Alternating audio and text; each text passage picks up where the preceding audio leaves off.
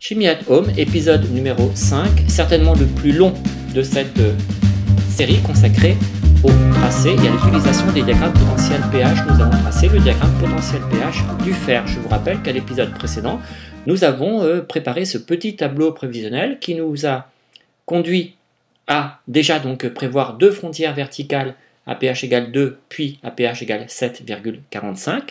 Et puis enfin, nous avons identifié 5 couples d'oxydoréduction différents que nous allons devoir étudier les uns après les autres. Commençons donc par le tracé de deux frontières verticales à pH égale 2 puis à pH égale 7,45. J'essaierai d'insérer à chaque fois la diapositive correspondant à la construction progressive du diagramme potentiel pH, construction, vous le remarquerez peut-être, qui a été effectuée à l'aide d'un programme Python. Bien, pH égale 2, c'est la première frontière à laquelle donc, nous allons nous intéresser, puisque nous allons commencer par étudier des couples pour lesquels le pH est très faible, et nous commencerons ensuite par repérer le nombre d'oxydation le plus élevé, degré 3. Donc, ce qui veut dire que pH faible et nombre d'oxydation élevé, le premier couple auquel nous allons nous intéresser est le couple Fe3+, Fe2+. Alors, nous allons écrire la demi-équation électronique de ce couple, écrire ensuite la relation de Nernst qui en découle, appliquer la convention ici, c'est-à-dire à la frontière entre les deux espèces solubles, il y a équirépartition de l'élément chimique sous ces deux nombres d'oxydation. Ça veut dire que la concentration en fer3 est égale à la concentration en fer2. Soit ici, concentration en ion Fe3+, égale concentration en ion Fe2+. Comme la somme des deux concentrations est égale à la concentration de tracé, eh bien, nous arrivons sans difficulté à la droite frontière. La concentration en fer3 est égale à celle en fer2, est égale à 5 10-3 mol par litre. Alors, reprenons l'expression de E, et dans ce cas-là, E est égal au potentiel standard du couple Fe3+, Fe2+, plus 0,06 sur 1, log de quelque chose ici qui va donner 1. Donc nous avons une première droite, en fait, de pente nulle, et d'équation E égale 0,77 volts, que nous nous empressons de tracer, mais en nous arrêtant à pH égale 2, puisque au-delà, ce n'est plus l'oxydant Fe3+, qu'il faudra envisager. Donc nous nous arrêtons à la frontière. Bien, continuons toujours avec des pH donc faibles, et maintenant, eh bien, intéressons-nous donc au couple Fe2+, Fe. Je voudrais simplement déjà vous faire remarquer que la frontière 2, elle ne concerne pas ni le degré 2, ni le degré 0. Ce qui veut dire que même si nous avons l'intention de nous arrêter à pH égale 2, nous allons pouvoir aller jusqu'à pH égale 7,45. Vous comprenez, puisque la frontière 2 n'implique pas ni Fe2+, ni le fer solide. Alors, méthode systématique, la demi-équation électronique, la relation de Nernst, cette fois-ci, les ions Fe2+, sont seuls, eh bien, nous aurons dans ce cas-là E2 égale E standard 2 plus 0,06 sur 2 log de la concentration de tracé, 10,2 mol par litre, ce qui veut dire ici E2 égale moins 0,44 moins 0,06, c'est-à-dire que nous avons ici, alors attendez, excusez-moi, il y a une petite erreur de signe, c'est E2 égale E standard 2 plus 0,03 log de 0,01, ce qui donne bien moins 0,44 moins 0,06, c'est-à-dire moins 0,50. Ok? Bien, comme tout à l'heure, nous allons construire en fait une deuxième partie horizontale ici, d'équation E égale moins 0,5, et je vous ai dit que nous pouvions nous permettre de la prolonger même jusqu'à 7,45. Nous avons terminé notre étude, et même déjà entamé, celle pour l'intervalle supérieur de 7,45, mais disons que pour un pH inférieur à 2, tout est terminé. Donc maintenant, basculons de l'autre côté de la frontière, et pour un pH supérieur à 2 et toujours inférieur à 7,45, en commençant par les oxydants les plus élevés, eh bien, nous devons envisager le nouveau couple FeOH3, Fe2+, sur cet intervalle de 7,45. Eh bien, entamons cette étude. nous avons le couple FeOH3, Fe2+. La demi-équation s'écrit FeOH3 solide plus 3H+, plus un électron d'un Fe2+, plus 3H2O. Je vous laisse assez facilement vérifier que dans ce cas-là, l'équation E3 va être égale à potentiel standard de ce couple FeOH3 solide Fe2+, plus 0,06 sur 1 log de H puissance 3 qui va donner le moins 0,18 pH, et puis moins 0,06 log de Fe2+. Le problème, c'est que le potentiel standard 3 n'est pas donné. Je vous disais que nous n'avions que des données minimales, mais pas toutes. Pas toutes. Donc pour établir l'équation de la droite, nous avons besoin de déterminer nous-mêmes, avec les données, la valeur de E standard 3. Ceci, c'est pas très difficile à traiter, puisque nous savons par convention que lorsqu'il y a une espèce insoluble comme ici, nous considérons qu'à la frontière, la concentration de l'espèce soluble est égale à la concentration de tracé CT. Donc nous avons un problème à résoudre, mais quand il y a un problème, il y a toujours des solutions. Et là, en l'occurrence, je vous en propose deux. La première des solutions va consister à utiliser la continuité du potentiel au point A. C'est-à-dire que l'on peut jouer sur la valeur du potentiel E qui est continue au point où apparaît le premier grain de solide FeOH3, et donc nous pourrons utiliser la continuité au point A de coordonnées 2, 0,77. Ou alors nous pourrons ici utiliser une autre méthode. L'autre solution consiste à utiliser l'unicité du potentiel d'électrode à l'équilibre. Et en fait, c'est ce que je vous propose d'utiliser ici pour déterminer le potentiel standard E standard 3. Tout commence donc par l'écriture de la demi-équation électronique qui implique le couple dont nous recherchons le potentiel standard. Ce couple implique le fer au degré 3 et le fer au degré 2. Alors c'est vrai que nous envisageons la formation de FeOH3, mais il y a un tout petit peu d'ion Fe3+. Donc nous pouvons aussi dire que le potentiel de la solution peut s'exprimer en fonction du couple Fe3+, Fe2+. Il faut que les nombres d'oxydation impliqués dans les couples soient les mêmes. Le degré 3 et 2 du fer, le degré 3 et 2 du fer, et on dit qu'à l'équilibre, il y a unicité du potentiel d'électrode. Vous avez compris que maintenant, il s'agit d'isoler E standard 3, et donc E standard 3 est égal à E standard 1 plus 0,06 sur 1 log de ce rapport, et je convertis ce plus 0,06 qui passe dans l'autre côté en plus 0,06 sur 1 log 2, mais j'inverse ici l'intérieur du logarithme. Voilà, vous allez remarquer que dans ce cas-là, le 0,06 log de 1 sur Fe2+, plus 0,06 log de Fe2+, va donner 0. Donc, des choses vont se simplifier, et puis il vient finalement, en rassemblant les deux logarithmes dans un seul, le potentiel standard E standard 3 est égal à E standard 1 plus 0,06 sur 1 log 2 Fe3+, divisé par H plus puissance 3.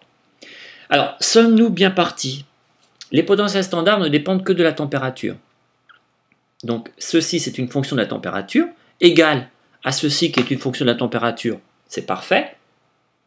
Alors ici, ça ne dépend pas de la température, ce sont des concentrations. Enfin, disons, ça ne paraît pas déparaître, je recommence, ça ne paraît pas dépendre de la température uniquement, puisqu'on a ici des concentrations. Alors, ce que je vous propose quand vous avez une égalité telle que celle-ci, c'est de multiplier haut et bas par h au moins puissance 3. Donc en fait, on a multiplié par 1, mais que j'ai écrit sous la forme h au moins puissance 3 divisé par h au moins puissance 3. Pourquoi est-ce intéressant de faire ceci?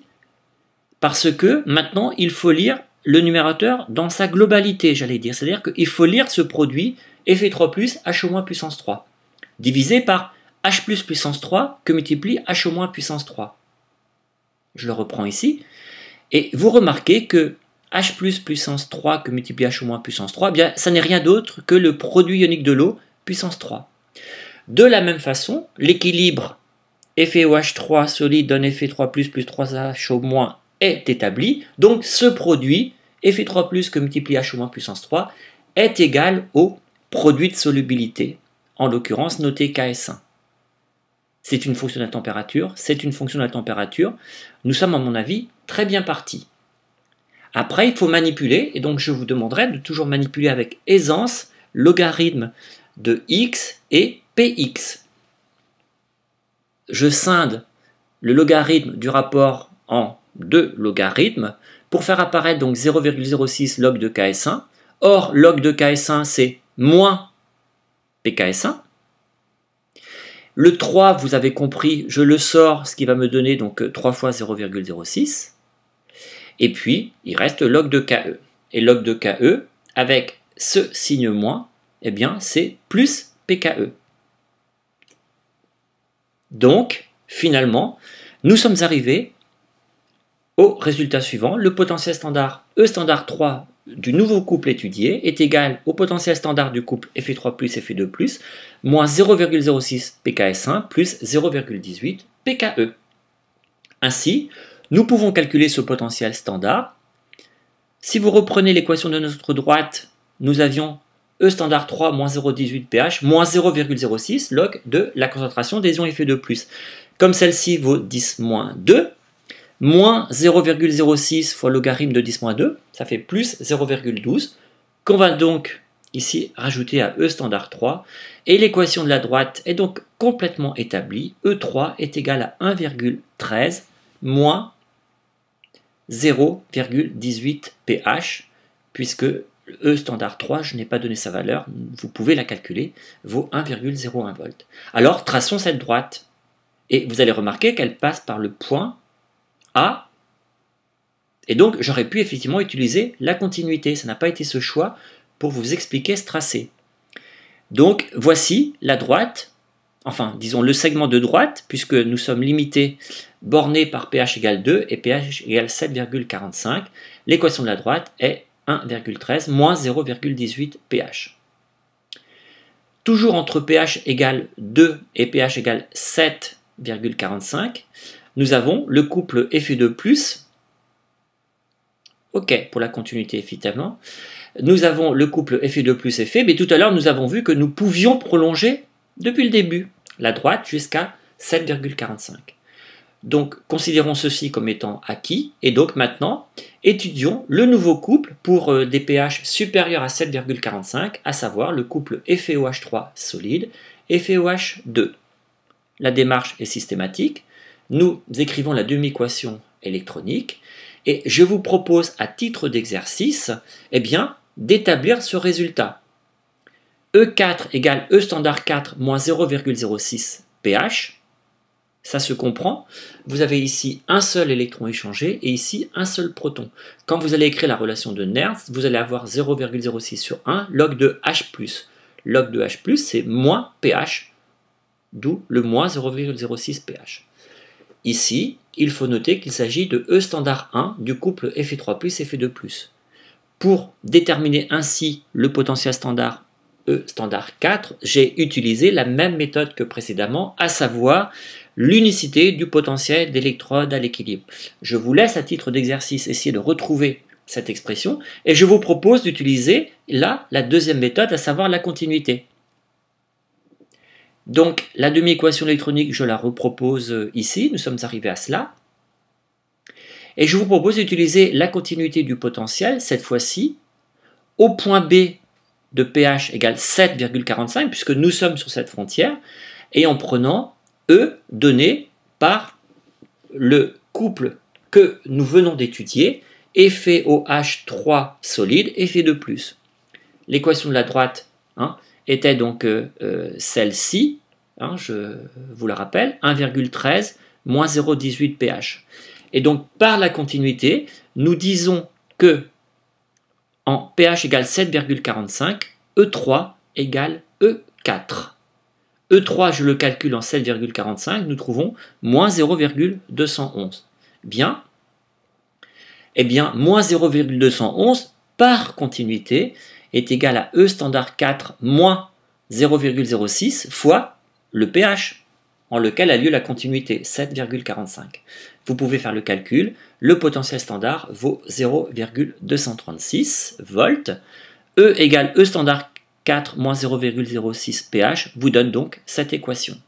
D'où, eh bien, la droite, alors ça c'est quelque chose que je vous propose effectivement de retrouver vous-même en exercice, eh bien, voici la droite, la continuité en A de coordonnées 7,45 et moins 0,211, vous voyez, c'est la continuité ici, ça c'était le couple que nous venons d'étudier, voici maintenant celui dont nous terminons l'étude, 0,236 moins 0,06 pH.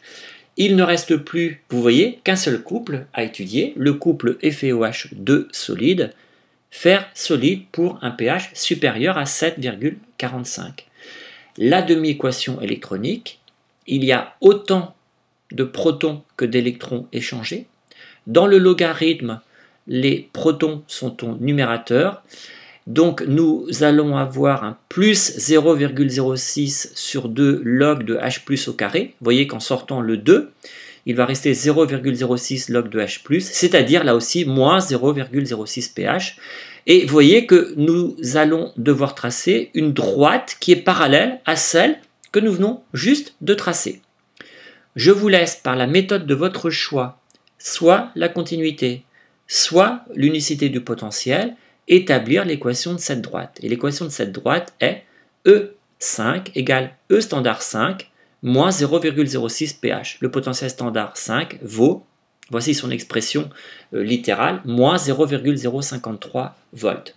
Nous avons donc notre dernière droite.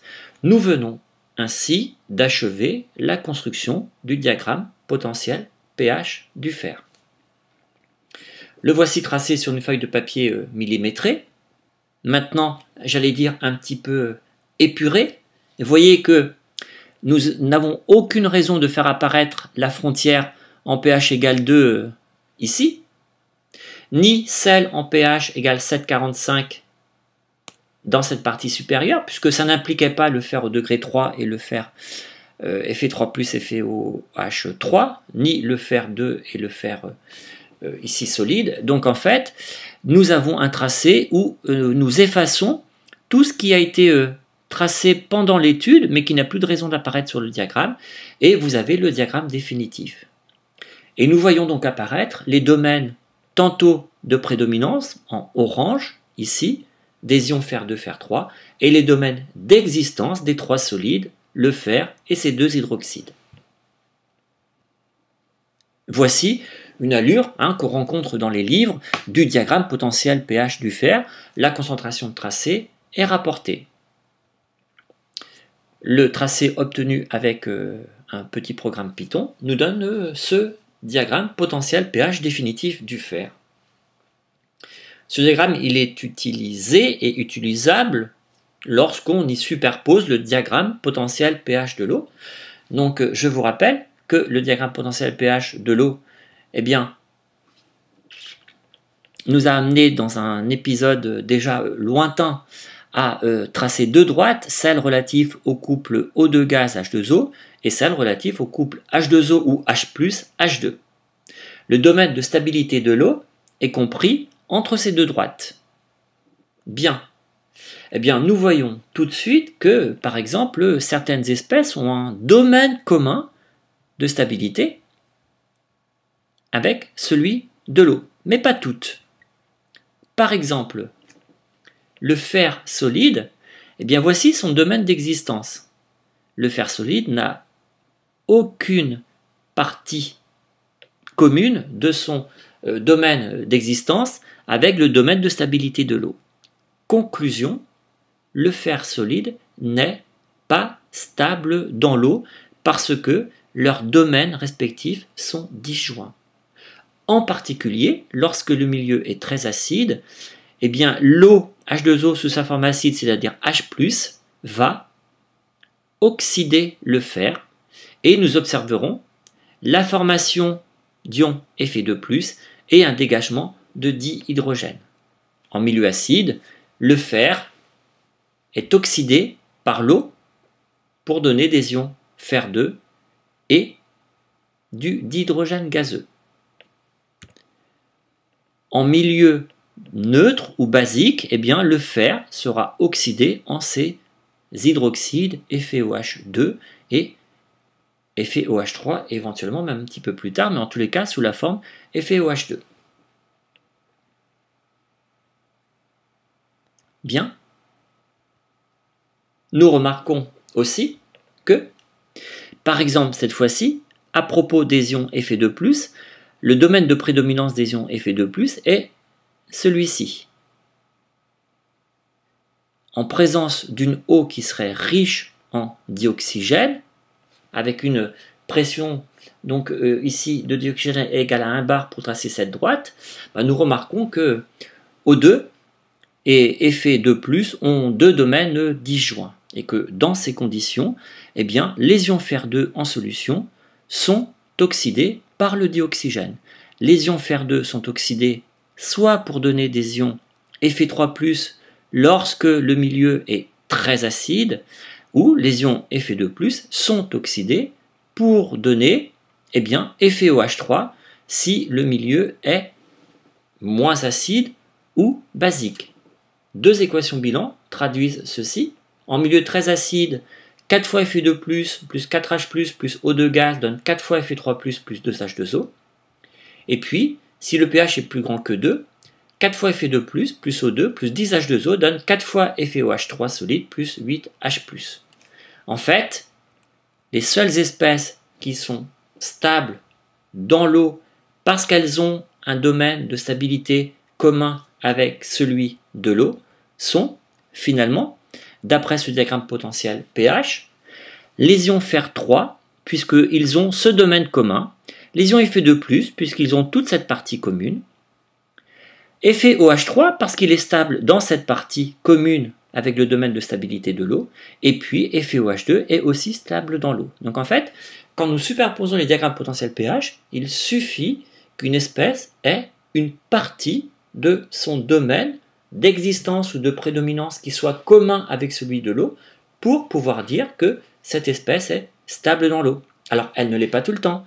Les ions Fer3, ils sont stables dans l'eau si le pH n'est pas très élevé, puisque ensuite ils sont précipités sous la forme FeOH3. Voilà donc des informations que peut nous donner un diagramme potentiel pH. Donc ceci clôt le tracé du diagramme potentiel pH, puis l'utilisation du diagramme potentiel pH. Dans les sujets de concours, c'est ce que je vous disais, en fait, vous serez davantage amené à exploiter le diagramme tracé qu'à vraiment l'élaborer complètement. Je vous propose donc de clore cet épisode et puis de nous retrouver au cours d'un épisode suivant pour eh bien, en fait, dégager des résultats généraux et puis peut-être aussi voir qu'un tableau prévisionnel peut, lors de la construction, nous réserver des surprises en quelque sorte. Eh bien, nous avons hâte de poursuivre cette étude.